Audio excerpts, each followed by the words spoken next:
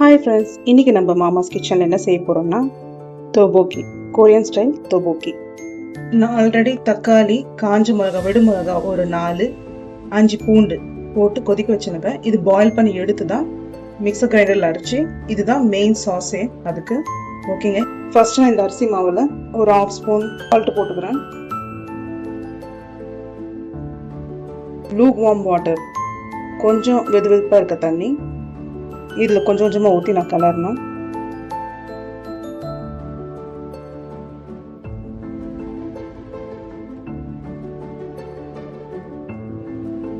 இது பச்சரிசி மாவு.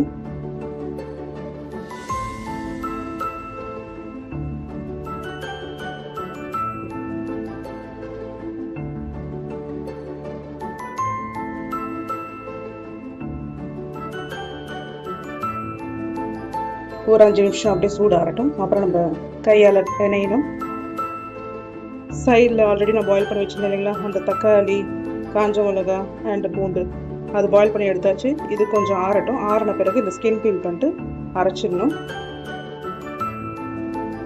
இந்த மாதிரி குட்டி குட்டி ரோலாக பண்ணிக்கணும் எல்லாத்தையும்.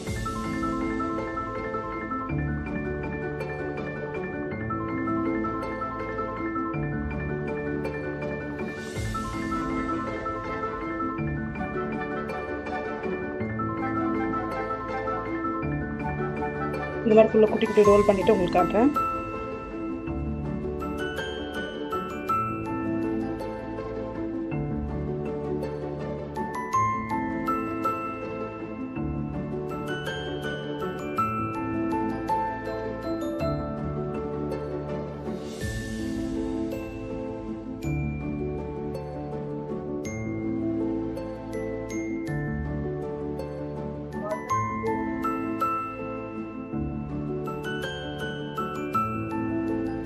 பார்த்தீங்கன்னா ஒரு பாத்திரத்தில் தண்ணி பிடிச்சி வச்சுருக்கேன்.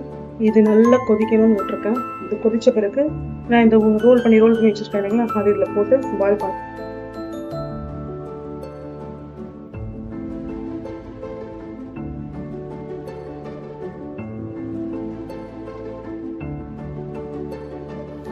ஓகேங்க, இது ஒரு 10 நிமிஷம் பாயில் ஆகணும். அது வரைக்கும் வெயிட் பண்ணலாம்.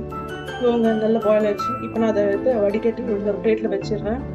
பாயில் பண்ணி வச்சுருந்தேன் இல்லைங்களா, தக்காளி, பூண்டு, காஞ்ச மிளகா அரைச்சிட்டேன். அந்த விழுது தனியாக வச்சுருக்கேன்.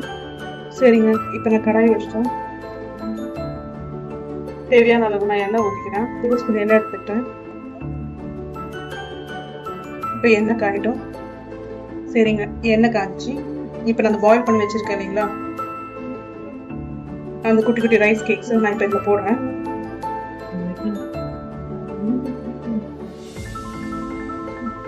பாயில் பண்ணது எல்லாத்தையும் போட்டாச்சுன்னா இப்போ அதுலேயே நான் அங்கே அரைச்சி வச்சுருக்கேன் விழுது ஊற்றிடுறேன்.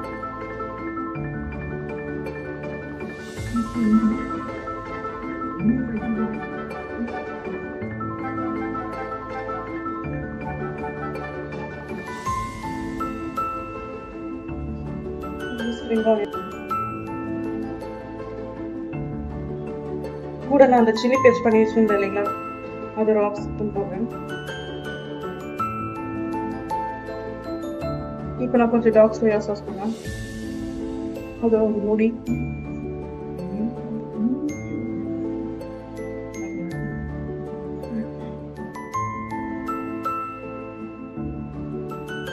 ஸ்ப்ரிங் ஆனியன் போடுறேன். இந்த டிஷ்ஷுக்கு ஸ்ப்ரிங் ஆனியன் எவ்வளோ கூட போடுமோ அவ்வளோ டேஸ்ட்டாக இருக்கும். நல்லா கலரி விட்டுறணும்.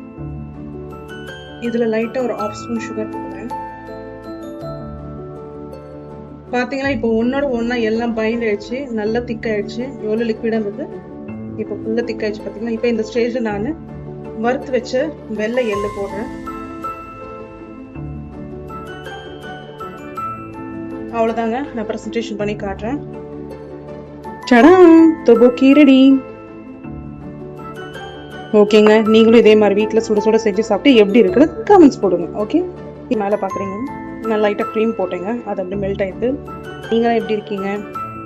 மறக்காமல் டைமுக்கு சாப்பிட்டு ஹெல்த்தியாக இருங்க. சரிங்களா? டைம் இருக்கும்போது எனக்கு இந்த மாதிரியெல்லாம் பார்த்துட்டு கொஞ்சம் லைக் அண்ட் ஷேர் பண்ணுங்கள். நியூவாக பார்க்குறவங்க மறக்காமல் சப்ஸ்கிரைப் பண்ணிக்கோங்க. சரிங்களா? ஓகேங்க, இப்போ நான் இந்த மாமாஸ் கிச்சன் வந்துட்டாங்க. பாய்.